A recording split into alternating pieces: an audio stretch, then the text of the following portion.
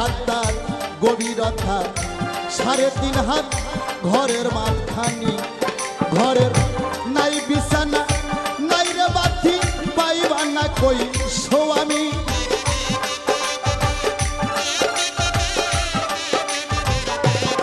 ঘরের নাই বিছানা নাই রে বাতি পাইবা না কই স্বামী পালকি আইলো নায়র যাইবানি আরে শোন শনিব